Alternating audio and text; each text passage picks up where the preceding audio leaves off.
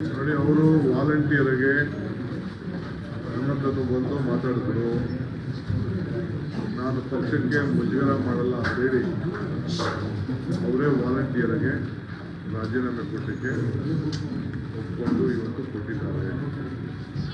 ನಾವೇನು ಅವ್ರಿಗೆ ರಾಜೀನಾಮೆ ಕೊಡಿ ಅಂತ ಕೇಳಲಿಲ್ಲ. ಆಮೇಲೆ ಅವ್ರ ಹತ್ರ ಚರ್ಚೆ ಮಾಡಿದ್ರು. ಅವರು ನೀವು CBI ಎನ್ಕ್ವೈರಿ ಯಾರು ಕೊಡಿ, FBI ಎನ್ಕ್ವೈರಿ ಕೊಡಿ, ಯಾವ್ದು ಬೇಕಾದ್ರೂ ಕೊಡಿ, ನಾನಂತೂ ಯಾವ ಥರದ ತಪ್ಪು ಕೂಡ ನಾನು ಮಾಡಿಲ್ಲ. ಆಮೇಲೆ ನಾವು ಕೂಡ ಅನೇಕ ಚರ್ಚೆ ಮಾಡಬಾರ್ದು.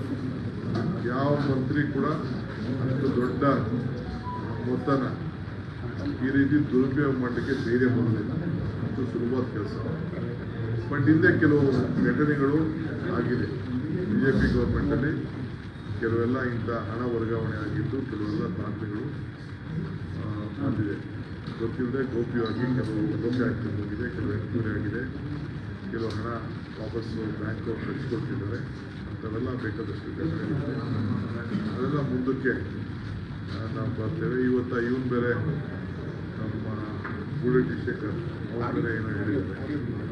ಅದು ಎಲ್ಲ ಚೆಕ್ ಮಾಡಿಸ್ತೀವಿ. ಕೆಲವು ಸತ್ಯಾವಸ್ಥೆ ಏನು ಗೊತ್ತಿಲ್ಲ. ಅವೆಲ್ಲ ಅಂಥ ಕೇಸ್ಗಳೆಲ್ಲ ನಾವೆಲ್ಲ ಚೆಕ್ ಮಾಡಿದ್ದೀವಿ. ಮುಂದಕ್ಕೆ ನಾನು ಎಲ್ಲ ಚೇರ್ಮನ್ಗಳು ಕರೆದೊಂದು ಮೀಟಿಂಗ್ ಮಾಡೋಣ ಅಂತ ಇದ್ದೀವಿ. ನಾನು ಅವ್ರಿಗೆಲ್ಲ ಸ್ವಲ್ಪ ಪಾಠ ಹೇಳಬೇಕಾಗಿದೆ. ಈ ರೀತಿ ಎಲ್ಲ ಭಾಳ ಹುಷಾರಾಗಿರಬೇಕು ಅಂತೇಳಿ. ಸುಮ್ಮನೆ ಬಡ್ಡಿ ಆಸೆಗೆ ಕೆಲವು ಬ್ಯಾಂಕ್ಗಳಿಗೆಲ್ಲ ಲೋಕಲ್ ಹಾಕಿದ್ದು ತೊಂದರೆ ಆಗ್ತಾಯಿದೆ. ಅದಕ್ಕೆ ಮುಖ್ಯಮಂತ್ರಿಗಳು ಕೂಡ ಫೈನಾನ್ಸ್ ಅವರೆಲ್ಲ ಏನು ಇನ್ಸ್ಟ್ರಕ್ಷನ್ ಕೊಡಬೇಕಲ್ಲ ಕೊಟ್ಟಿದ್ದಾರೆ. ಸೊ ಜಾಗೃತವಾಗಿ ಎಲ್ಲ ಚೇರ್ಮನ್ಗಳೆಲ್ಲ ಇದೆಲ್ಲ ಹೇಳ್ತಾರೆ. ಇದೆಲ್ಲ ಹ್ಯಾಬಿಚುವಲ್ ಅಫೆಂಡರ್ಸ್ ಅಂತ ಕಾಣ್ತಾ ಇದ್ದಾರೆ. ಕೆಲಸ ಮಾಡ್ತಾರೆ.